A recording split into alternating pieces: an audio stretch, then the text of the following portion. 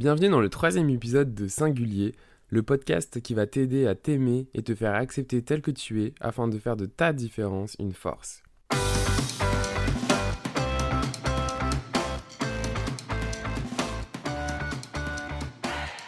Dans l'épisode précédent, nous avons vu comment prendre un rendez-vous de qualité avec soi-même afin de faire le bilan de son année et mettre en place de nouveaux objectifs pour 2020. Dans ce nouvel épisode et les prochains, je souhaite faire une petite série d'épisodes afin de prendre le temps de t'expliquer et de te détailler certains piliers du Miracle Morning. Ainsi, dans ce premier épisode de la série dédiée au Miracle Morning, je souhaite te parler de mon expérience et t'expliquer les grandes lignes et les bénéfices les plus importants que m'a apporté le Miracle Morning. D'ailleurs, ce que je trouve assez génial, c'est que cette série d'épisodes marque mes 1 an de Miracle Morning, puisque je l'ai commencé pour la première fois le 28 janvier 2019. Je te propose donc de faire une rétrospective de cette année écoulée au travers de différents épisodes. Avant d'aller plus loin, je te propose déjà de définir qu'est-ce que le Miracle Morning. Le Miracle Morning est issu d'un livre écrit par Hal Herold, paru en 2016. Dans ce livre, il explique comment, suite à un grave accident, il a retrouvé la force de vivre en créant ce fameux Miracle Morning. Alors concrètement, c'est quoi cette méthode ? Cela consiste à se lever plus tôt que son réveil habituel, chacun détermine cela. Moi j'ai décidé de me lever à 5h30, soit 1h30 avant mon réveil habituel. Lorsque ton réveil sonne, tu dois te lever immédiatement. Tu as quelques secondes avant que ton cerveau se mette en marche et te trouve les meilleures raisons du monde pour ne pas te lever et au final ne pas te faire respecter ta décision. Une fois levé, tu te brosses les dents, tu te nettoies le visage, histoire de bien se réveiller. Au Québec en hiver, l'eau est bien froide, ça réveille. Et tu te sers un grand verre d'eau. Puis tu commences ton programme constitué de 6 choses. Le silence, la lecture, les affirmations, la visualisation, la tenue d'un journal et l'exercice physique. Dans les prochains épisodes, on détaillera ensemble chacun de ces éléments. Alors déjà, avant que je te parle de ce que ça m'a apporté, je vais être super transparent avec toi. Au début, quand j'ai commencé, je me suis juste dit mais qu'est-ce que je fais ? Je suis fou de me lever à 5h30 du matin. Je vais te lire un passage du livre qui a eu l'effet d'un électrochoc sur moi et qui m'a décidé à me lancer. Tout d'abord, nous devons savoir et comprendre pourquoi 95% des membres de notre société ne s'offriront jamais la vie qu'ils désirent au fond d'eux. Soyons bien conscients du fait que si nous ne nous engageons pas à penser et à vivre dès à présent différemment de la plupart des gens, nous nous apprêtons à endurer une vie de médiocrité, de lutte constante, d'échecs et de regrets comme la plupart des autres. Soyons conscients que cela risque d'englober nos amis, notre famille et nos pères si nous n'agissons pas maintenant en montrant l'exemple, à savoir en nous engageant à exploiter notre potentiel.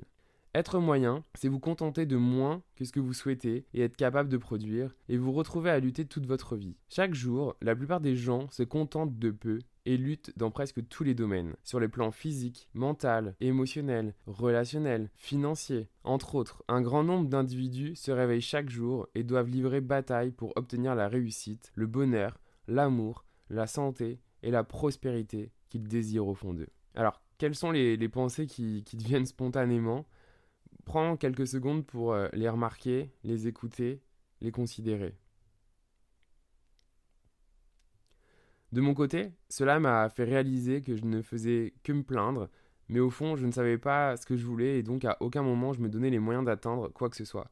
Je gaspillais mon énergie en l'utilisant pour tout et n'importe quoi au lieu de la canaliser et de la concentrer sur les choses importantes pour moi. Alors, quand mon chum m'a dit « Allez, tu devrais essayer le Miracle Morning », j'étais là « Non mais je suis super content pour toi, que ça te fasse du bien, mais c'est pas pour moi. Je ne suis pas du matin, moi je suis plutôt quelqu'un du soir. » Ah, les croyances, hein, c'est fou. Parce que, dans le fond, quand je disais ça, j'en étais convaincu. C'est-à-dire, même que j'avais pas du tout l'impression de me mentir à moi-même. J'étais littéralement convaincu, mon être entier était convaincu que ça ne m'était impossible. Parce que j'avais cette croyance que je n'étais pas du matin. C'est finalement la première chose concrète que m'a apporté le Miracle Morning. Me rendre compte de cette croyance limitante, puisque finalement, j'ai réussi et je me suis prouvé que cette croyance n'était plus d'actualité. Parce que j'en retiens de cela, c'est que certainement que cette croyance a été vraie pendant un temps, mais il ne faut pas que l'on oublie que tout est impermanent, que la personne que je suis pendant que je vous parle ne sera déjà plus la même d'ici quelques heures. Nous sommes en perpétuelle évolution. Il faut donc accepter que ce qui nous définissait par le passé ne peut être une seule valeur de référence qui nous indique si on peut ou pas faire telle chose basée sur une mauvaise expérience du passé par exemple. Le passé appartient au passé. Et la personne que tu es pendant que tu écoutes mes mots, c'est la personne du présent qui elle seule sait de quoi elle est capable maintenant, basée sur qui elle est présentement. Alérol dit justement cela à ce propos. Acceptez ce paradigme. Mon passé n'est pas égal à mon avenir. Parlez-vous d'une façon vous permettant d'être convaincu que tout est possible et que vous êtes capable et déterminé à ce qu'il en soit ainsi. Au début, il n'est même pas nécessaire d'en être persuadé. En fait, vous n'y croirez probablement pas. Cela vous met peut-être mal à l'aise et vous rechignez à vous lancer. Pas de problème, répétez-le vous mentalement et votre subconscient commencera à absorber les affirmations positives. Moi, ça m'a énormément aidé à reprendre le contrôle de ma vie. Et oui, je te rassure, quand je lis ça pour la première fois, je me disais non mais il est taré, qu'est-ce qu'il raconte? J'ai su, à mon sens, faire preuve d'un minimum d'ouverture d'esprit pour laisser une chance à sa méthode. Et je pense que si tu écoutes mon podcast, c'est que tu as également toi aussi un minimum d'ouverture d'esprit qui va te permettre d'essayer cela et de lui laisser le bénéfice du doute. Au pire, qu'est-ce que tu risques? D'être plus heureux et mieux dans ta peau? Je pense que c'est un risque que l'on peut prendre. On n'a rien à craindre, car on ne peut pas échouer, mais seulement apprendre, grandir et devenir meilleur que l'on ne l'a jamais été. La deuxième chose que cela m'a apporté, et si tu suis mon podcast depuis le début, tu vas comprendre très vite pourquoi j'ai finalement changé d'avis et réalisé l'épisode 2 sur faire le bilan de son année et définir ses objectifs pour 2020. Alérol dit « L'individu moyen est incapable d'exprimer clairement son but dans la vie. Si tu demandes à l'individu moyen quel est son but dans la vie, il te regardera amusé ou te répondra par exemple « Bah, je sais pas ». La plupart des gens s'attachent donc simplement à passer à travers sa journée en empruntant le chemin le moins difficile et en s'adonnant à des plaisirs éphémères et axés sur le court terme, tout en évitant la douleur ou l'inconfort qui pourrait les faire grandir. Voilà ce que tu peux lire dans le chapitre sur l'absence de but, et je suis tellement d'accord. Sauf qu'en fait, il faut être bienveillant envers nous-mêmes et avoir la franchise de s'en rendre compte, de l'accepter et ensuite de prendre des actions concrètes pour être conscient des décisions et des actions que l'on prend. Et au final, si on ne souhaite pas changer, c'est correct, tout est correct, mais on se doit, pour nous-mêmes, de le faire en pleine conscience. De mon côté, j'ai décidé à la lecture de ce livre de prendre des actions concrètes et de prendre ma vie en main afin d'atteindre mes objectifs, c'est-à-dire mes rêves. La troisième chose, toujours issue du livre, la recherche a montré que nous finissons pratiquement tous par ressembler à la moyenne des 5 personnes avec lesquelles nous passons le plus de temps. Ce qu'il faut comprendre ici, c'est que basé sur la personne que vous souhaitez devenir, il est important de s'entourer de personnes qui sont déjà comme tu souhaites devenir, puisqu'ainsi, un effet de traction positive va se mettre en place. Passez du temps avec des personnes brillantes et positives, et leur attitude et leurs habitudes déteindront sur vous. Vous leur ressemblerez de plus en plus. Il est donc important de s'entourer des bonnes personnes. Des personnes qui finalement auront un impact positif sur nous et sur la personne que l'on souhaite devenir. De mon côté, j'ai ainsi décidé de faire du ménage et de m'éloigner des personnes négatives, des personnes qui me tiraient vers le bas en me disant que mes rêves étaient inatteignables, que ce n'était pas pour moi, etc. Je décide de ce qui est bon pour moi. Et au final, je pense que l'on souhaite tous être entourés de personnes, amis sincères, qui nous disent ce qu'ils pensent vraiment et qui souhaitent uniquement notre bonheur, épanouissement inconditionnel. Enfin, la quatrième chose que je souhaite mettre en avant, même si j'ai appris bien d'autres choses, mais il s'agit ici pour moi de partager ces 4 éléments clés que je développerai plus en détail dans les prochains épisodes. Cette quatrième chose est donc la discipline et la création de nouvelles habitudes. Déjà, pour être super honnête, jamais j'aurais pensé écrire ça un jour dans ma vie. Pourquoi ? Parce que pour moi, la discipline et les habitudes, ça correspondait à la routine. Et la routine, tout l'inverse de la vie. C'était pour moi l'ennui, boulot, dodo, métro, etc.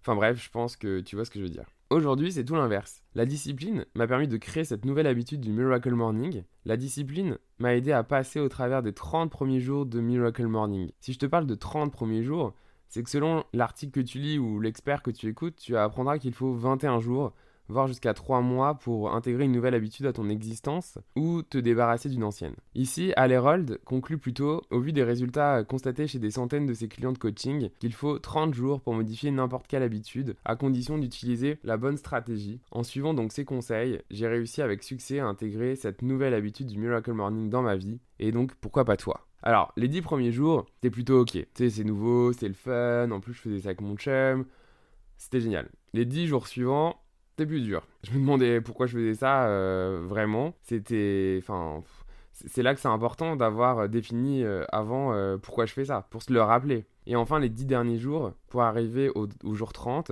et ancrer cette nouvelle habitude, c'était beaucoup mieux. Je sentais les bénéfices des différentes activités de mon programme et je commençais vraiment à me projeter, même au-delà des 30 jours, et de ce que j'avais envie d'ajuster dans mon programme, etc.